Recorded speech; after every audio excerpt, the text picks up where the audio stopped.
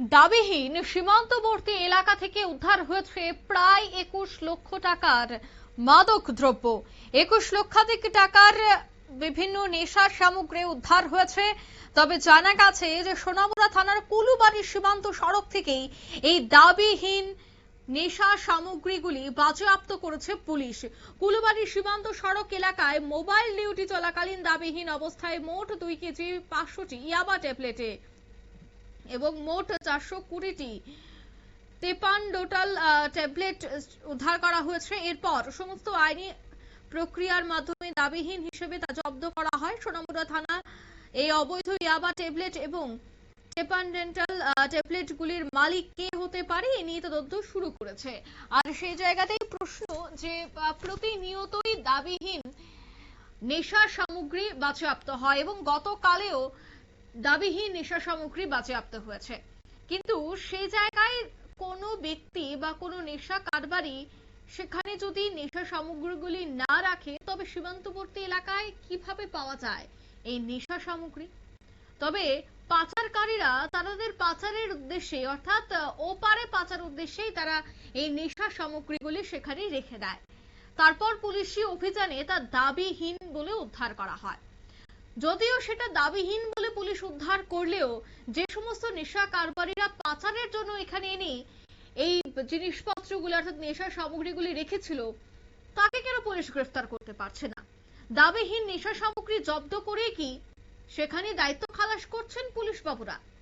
যারা এই ঘটনাগুলি ঘটাচ্ছে তাদেরকে ততদিন না পর্যন্ত গ্রেফতার করা হবে বা চিহ্নিত না করা হবে ততদিন পর্যন্ত এভাবেই তো এপার থেকে ওপার পাচার চলবে। যাই হোক, তবে এ বিষয়ে কি বলছেন পুলিশ শোনাবো।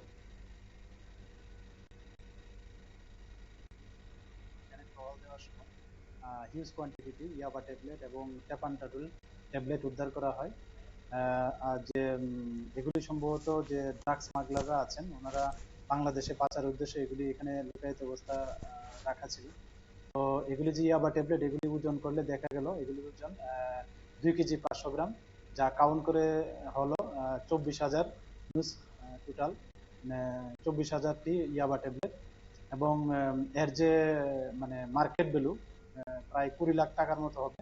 এবং সেই সঙ্গে যে টেপানডোডেল ট্যাবলেট এটা কাউন্ট করে দেখা গেল টোটাল 420টি স্ট্রিপস এবং এগুলির মধ্যে 4,200 টেপানডোডেল ট্যাবলেট এবং এগুলির যে মার্কেট ভ্যালু অ্যাপ্রক্স 1,50,000 মতো। তো এগুলির টোটাল যে মার্কেট ভ্যালু 21,50,000 মতো হয়।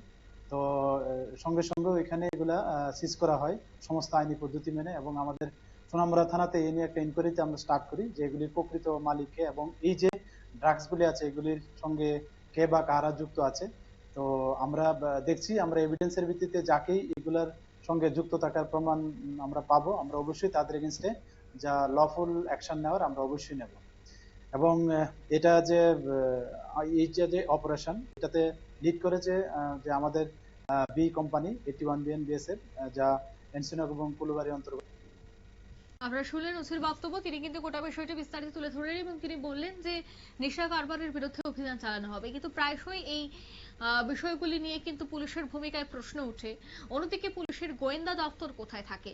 কারণ সীমান্তবর্তী এলাকা খুবই নজরদারি থাকা বা নজরে থাকা এমন একটি জায়গা, স্পর্শকাতর একটি জায়গা। আর সেই জায়গায় প্রতিনিয়তই দাবিহীন নেশা সামগ্রী উদ্ধার হওয়া সেটাও কিন্তু একটা উদ্বেগের বিষয়। যে জায়গায় হাই সিকিউরিটি থাকার কথা সে জায়গায় কিভাবে নেশা কারবারিরা সীমান্তবর্তী এলাকায় নেশা সামগ্রী রেখে যাচ্ছে পাচারের উদ্দেশ্যে?